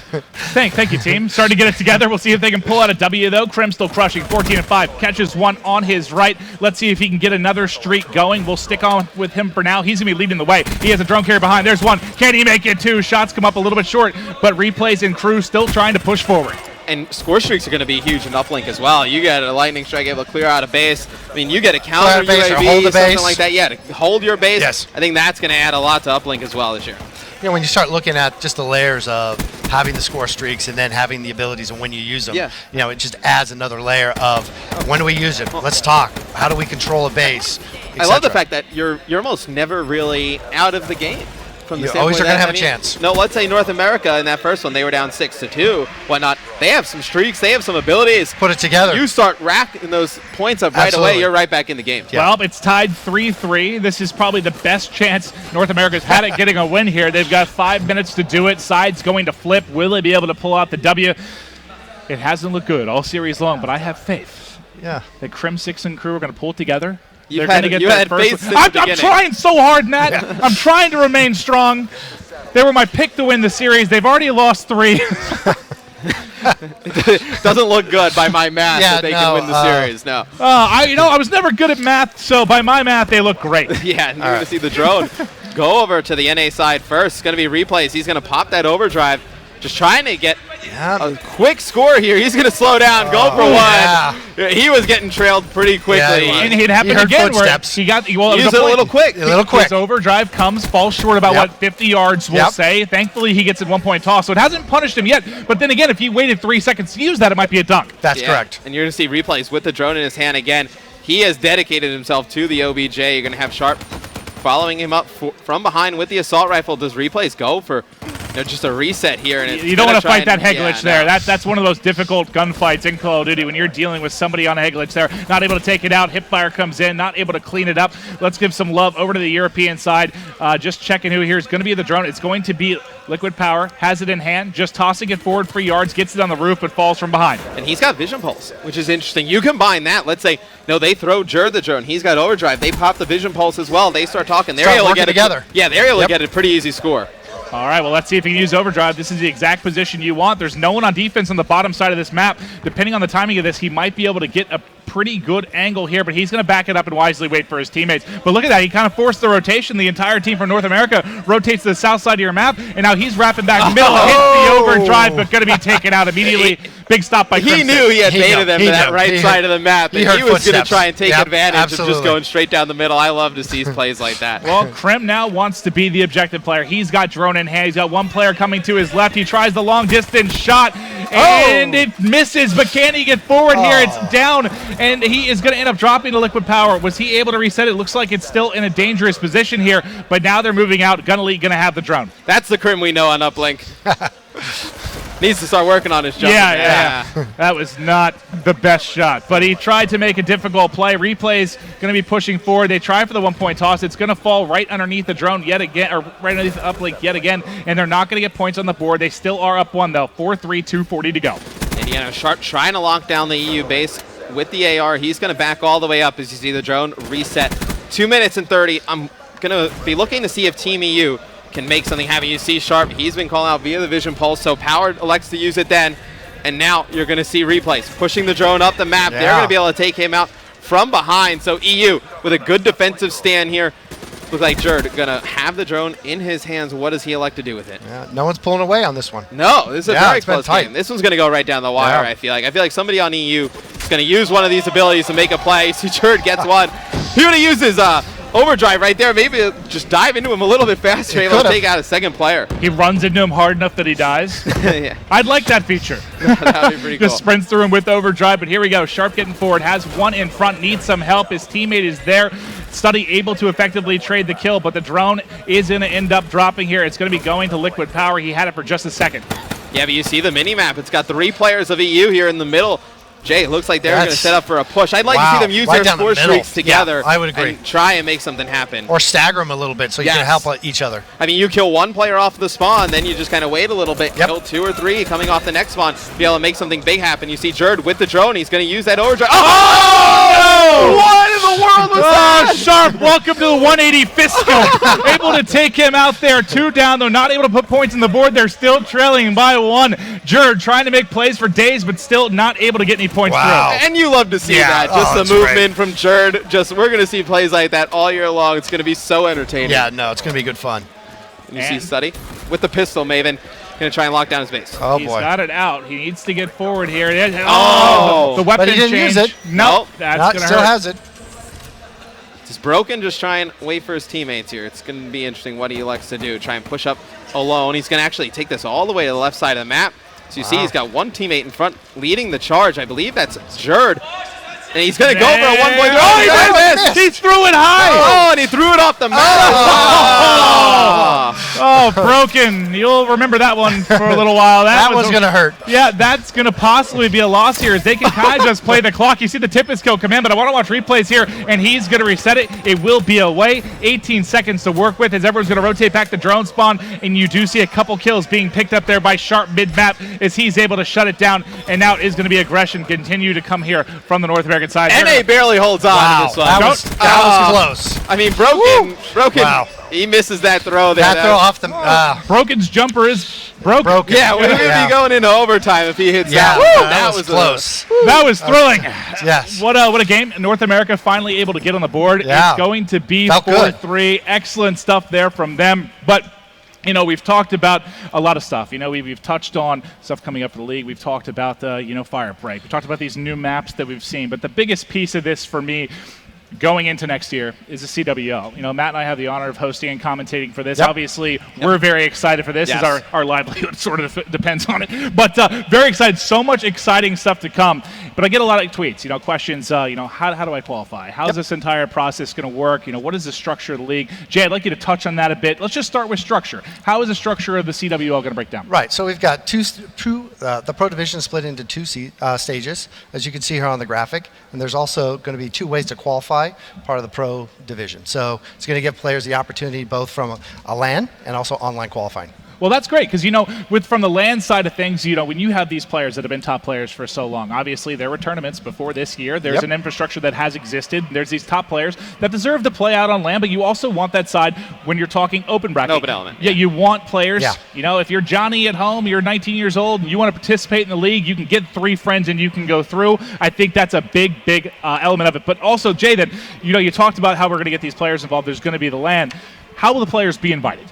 Right, so after launch, we're going to invite all the top players from North America, Europe, Okay. New Zealand, and Australia. We're going to invite them to be participating in the LAN event. And that's perfect. That's another way to kind of pay respect again to these top players Yeah, who what they've done over the years. Absolutely. competed at top level for so long. Now, we talked about the fact that next year the season's going to be beginning. When does this qualification process start as far as the LAN qualification? When does this kick off? First week in December. Month after launch. Here we Month go. after launch. So, Matt, exciting stuff. you and I are going to retire as commentators by, I think, week 2 in November. We're going to start putting in time. We're going to need 2 new team members. Yeah, and then we'll come back. And we're going to qualify and whoa. cast. I'm going to cast and qualify. Yeah. Yeah, I don't think you can do that. Yeah, I don't know. I don't think that's going to work out. I don't think it's possible either. But no, so excited. This gives them, like you said, basically, really like 3 weeks. When you want to include travel and stuff, you have like 3.5 weeks, grind, get to know the game, the rules will come together, maps, everything's going to be done in that 1 month period, and then we're going to move forward. It's going to be absolutely amazing. But the biggest part of this, Matt. Yes. I know you love money. I know competing for money is one of the most exciting things. You were a pro player once. How are the prize pools going to break down for next year? There's some great money for all 3 regions. So North America is going to have 12 teams in their league, $250K per stage on the line. Europe's going to have 10 teams, $200K per stage there. And then Australia, $150K per stage, 8 teams playing for that. Just unbelievable to see how much these other 2 regions. In North America, we've had a great infrastructure. Now we get it in Europe and Australia. Just going to see some great players and teams grow because they have some great players in both of those regions. Well, one of the things too is the whole thing about being able to invite players. So whether you're a part of an organization, you're an individual player, you're going to be invited. But remember, you're going to have to be 18. Yes. All right. Well, I want to touch on some more stuff with this, but we are going to be going into Game 5 here momentarily. Next up is going to be HAVOC Hardpoint. So HAVOC has been one of the more thrilling maps we've seen over the course of the past couple days, and this is going to be a fun one to watch, an absolute treat for you guys at home. You'll get the map fly through coming up now, and I know they're going to go through the picks and ban process, but while we sit here for a little bit, I want to still touch on some stuff. We broke down the prize pool, and you see the prize vary through the globe, really, North America, Europe, and through Australia. But this is the best piece for me. We're talking about what really needs to grow when we're talking about Call of Duty esports. Has the infrastructure been there? Has it been growing in North America steadily? Sure. The prize pools have been there. Players have not really had issues with traveling. But when you talk about some of these Australian teams, I hate when I hear about a tournament where maybe a European team or an Australian team can't come because they don't have the funds for the org to come because the prize pools just haven't really been there to this point. So now having Treyarch, having Activision involved in this capacity to be able to rise up these different areas is really, I think, going to help build the global brand for competitive Call of Duty. No, absolutely. Having Activision step up, and create the Call of Duty World League really means a lot for the players, the community to really say, you know what, this is something that I want. This is a passion of mine. We've got ways in which you can qualify through online qualifiers, etc. That really just opens it up to, you know what, I want to do this. There's a great structure here. It's a great thing for the community to rally behind. Exactly. I mean, right? You see Team EU so far here has been taking it to Team Exactly. NA. It's going to be great to see some of the best players in the world. I mean, you got players like Jerd and Swanee who have been mainstays in competitive Call of Duty that a lot of people at home might not know how talented they are. Exactly. They're going to get to see them too. And then in Australia, I mean, how many great teams have we had at COD Champs from Australia? They're going to be put on a bigger global almost like stage as Cinderella well. stories too. Right. Nobody had seen them. Well, right? and this is what's going to be so cool for me. I mean, all we want is more competition. And to be fair, at least for the past several years, when you talk about competition, it has been North America, and kind of far behind at times has been Europe and Australia. They haven't really been able to keep up to some degree. But a lot of it comes down to this. There are players in North America, due to the way the prize pools have been, they've been able to kind of make this their full-time job, designate all of their time to it, whereas that hasn't been the case in Australia. You might be working a full-time job, be a full-time student, trying to do all this at once. I really think we're going to see the skill, the competitive side grow astronomically in Europe and Australia just with this amount of money involved.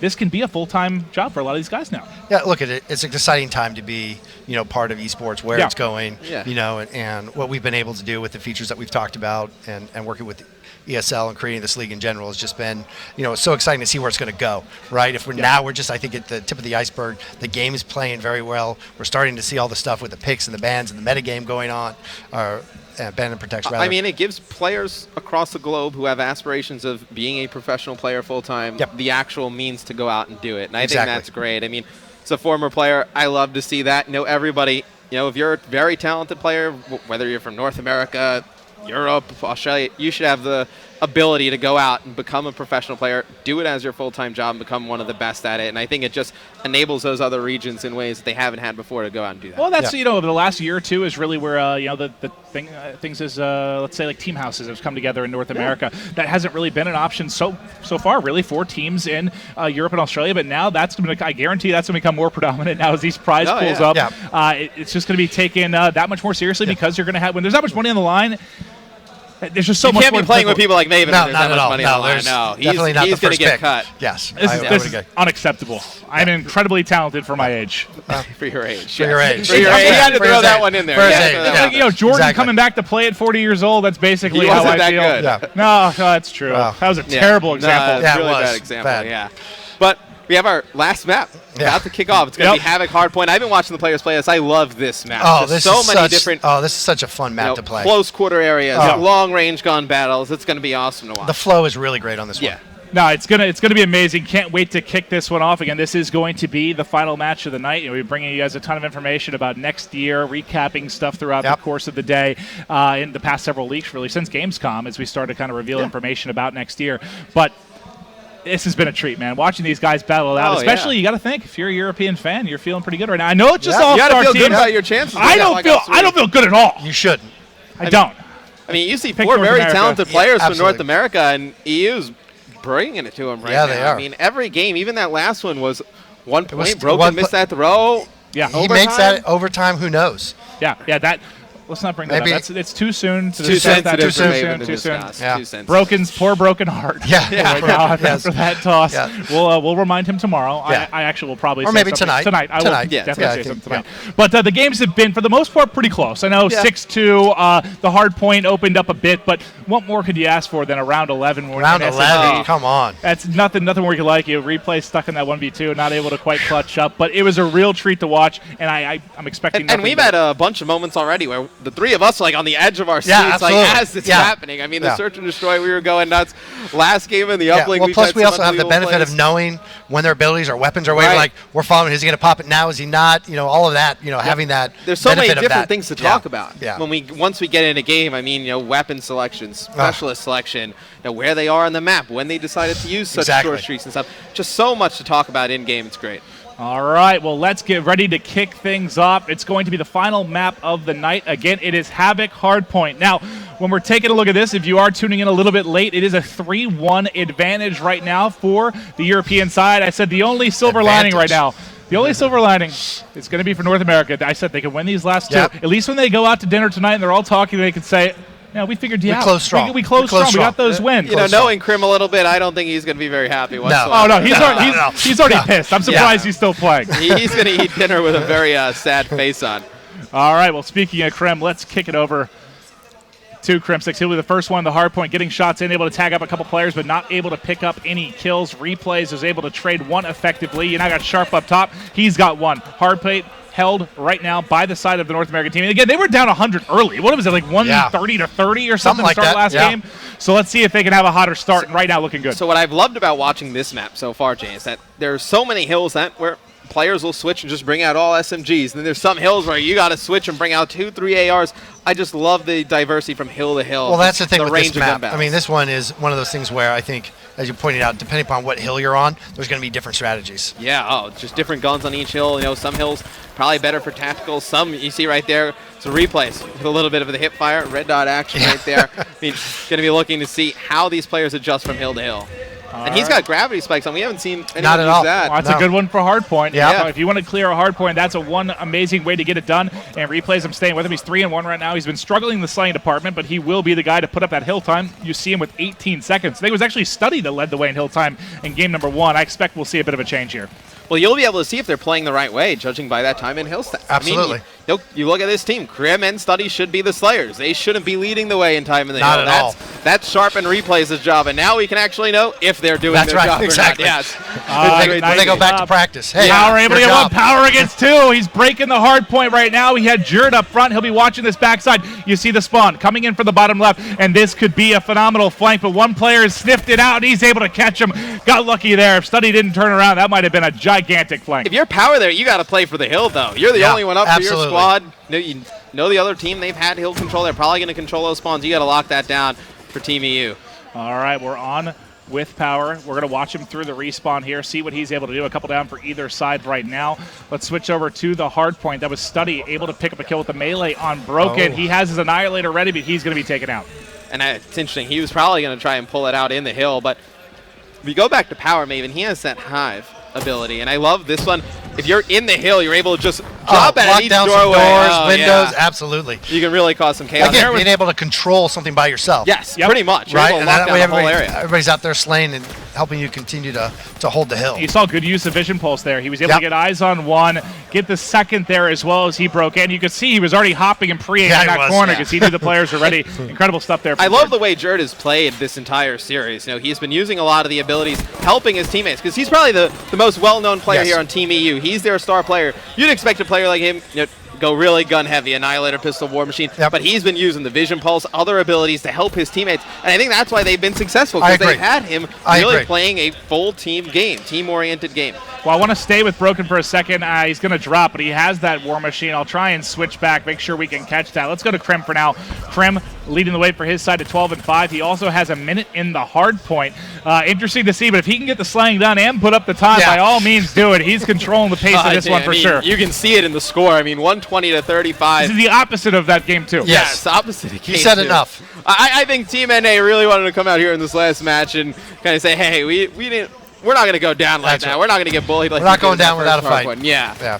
But again, you can see here on the hard point, we've got some on this particular map. We've got some on the interiors. We've got some of the exteriors. Again, really just a lot of variety. And you talked about being able to use some of the different specialists or weapons. This is a great way to use And that. it's really just a great change of pace, right? Yeah, Because on these absolutely. outside hard points, you got to play it a little bit slower, Exactly. break it as a team. You're going to have to fight more long-range gun battles. And then once we get inside, you're going to have players flying at each other left and right Oh, with it's just SMGs. crazy. Yeah. Broken, almost pulling off a ridiculous three-piece. Let's go back with Jerd. We saw him use his Vision Pulse really effectively earlier in the game. I want to see if we can get a break from him, and he's probably going to use it here as soon as he pushes the hard point. There it is. He should have eyes on one, and look at him wait the corner and bait it there. See, a perfect Perfectly example. That's exactly what. And he's going to be able to finish off the second one. But no, that's perfect way of using that, right? Good timing, popped it at the right time, gave himself the advantage. And I mean, he has a teammate there to back him up. They're probably able to take control of the hill, Yeah. but you see, teamwork trumps all right there. Exactly. He's not able to have enough. Oh, and there comes in replays. The gravity spike just absolutely destroying Broken. Sorry, pal, you've had a rough couple of games. Yeah, the last two games, that missed up link throw right there. Yeah. Getting caught with the gravity spikes. Yeah, I think Those are so much fun to see, though. Those hurt. I mean, if replays comes from up top and they're in the hill and they don't see him, he comes down with those gravity spikes. He's going to take out 3 or 4 players. It's going to be sick to watch. All right, you saw Power able to pick up one. He's going to end up dropping, though. There's 190 to 44. This is just a spanking right now by the North American side, and it's everybody. You know, you saw all 4 of them really negative in the first hard point. Every single player getting involved in the slaying right now. There's nice Tempest coming in. Yeah. Krim misses one. Can he get down? Tries to shoot around the corner. Catches it there. One player on the Hegel itself. I love the animation, too, when he gets shocked. It's awesome. I'd be fine with never personally being electrocuted. That looked very painful. Yeah. And I love, you know, some of, when I was searching on Reddit, some of the best clips I saw from the beta were players just hitting one guy with Tempest, like, off of a spawn and, like, taking out 2 or 3 teammates. It's been awesome to watch. All right, here is Gunelite. There is plenty of time on the clock. Technically, they could come back in this one, but I don't know, with man. 2:13, I mean, they really don't have much to put this one away. Gunelite's going to have his spikes up shortly. He just needs really to pick up an assist or a kill. You can see the difference from game 1 in Hardpoint to game 2 in Hardpoint by just looking at replays. 2 minutes in the hill in this game. Barely touched it the first one. Not even in there. Right, you can see the difference in the score. Well, Study. Study was the only one that got in the hard point last time, and now he's behind in time. There was definitely a discussion there. Yeah, I think so too. Yeah. But now you can see how much a good OBJ player who can lock down that hill matters. I mean, he wasn't able to get in there game 1, game 2. In the hard points, he's able to do so, and you see it reflected. It'd be interesting to see what he changed up to as well, differently, right? Did he go with, you know, different specialist, or what was he using? Right, or maybe it was just a talk with his teammates, like, hey, guys, you got to slay around the hill and let me get in there and let me do my job. Yeah. Let me do my job. Because right now, he was just getting picked off early in game number 2, but right now, just a dominant performance by Team NA. This is what you expected, Maven, but you didn't get it all series long. I know. They came back in the final 2 games, but here's the Scythe. He's going in, but he's going to be taken out there by Broken. Jerd and Gunelite on the kill feed as well. Can they mount the comeback? Only 9 points needed for North America, but this is just, I think it's too far out of reach. I think you're right. You see a close-range war machine coming in there from Broken. That's just terrifying. Gunelite with the gravity spikes. Jump on him, Gunelite. Use them spikes. All right, that was probably smarter. I just want to see him use it. I just wanted to see him use it as well. Well, he didn't use it, so he still has it. Right, maybe they're able to control this next hill. You see Jerd in it. I think Gunelite probably saving it. You know, NA gets in the hill one more time. They might be able to finish it off. And see, right now, he's going to have to just run in here. There it is. Oh! And that's Krim able to take him out before he even gets it off. Amazing stuff coming in, and that is going to be North America taking it 250 to 104. Great final game. Yeah, round of applause. Yeah, Krim, you know, Krim, you were pretty cocky coming in. You lost 3-2. Yeah, just an unbelievable overall team play by EU. Right there, NA, the last 2 maps, they came alive. They started coming alive. That last one you saw, that was pretty scary performance by them. Yeah. Well, this has been amazing. You know, Jay, thank you so much for coming out. You know, we've touched on the CWL, Firebreak, the new maps. We've discussed a lot of stuff, but just for you, how does it feel, man? 3 years, the game is finally releasing in just, what, a week and a half, basically. Yeah, we're almost there. How do you feel? You know, look, I think the team has worked so hard on this, and to be able to see, you know, the esports and what we've been able to do just in this match alone, just seeing the different strategies going on and just how everybody's responding to the game has been fantastic. So, I mean, this year's going to be crazy. Oh, it's just so much fun to watch. I mean, we've had some incredible moments just here and at Gamescom, and that, you know, when TP went over that's one of the ones that I think everybody remembers. My mind's already going, okay, what am I going to use? Which match? So, just all of the different levels and layers of this is going to be pretty exciting. I hope you're ready to be on my team and use overdrive constantly. You're going to be holding the drone for me, pal. There you go. That's not going to be me. That's going to be him. But it's been an absolute treat. I know for Matt and I, we're incredibly excited. We'll be again hosting and commentating for the North American side of the league starting next year. And Jay, again, thank you so much for coming out. It was a pleasure. You know, casting with us a bit. You got some natural talent. I know. I practiced. But I follow you a lot. Yeah, thank you. All of my skills. Exactly. But it's been a phenomenal day. We're in Paris. You know, Games Week going to be rounding up here, but this for us has been just an absolute treat. It's been so nice to show you guys everything. We're looking forward to an amazing year of Call of Duty esports. Thank you guys for watching. It's been a blast.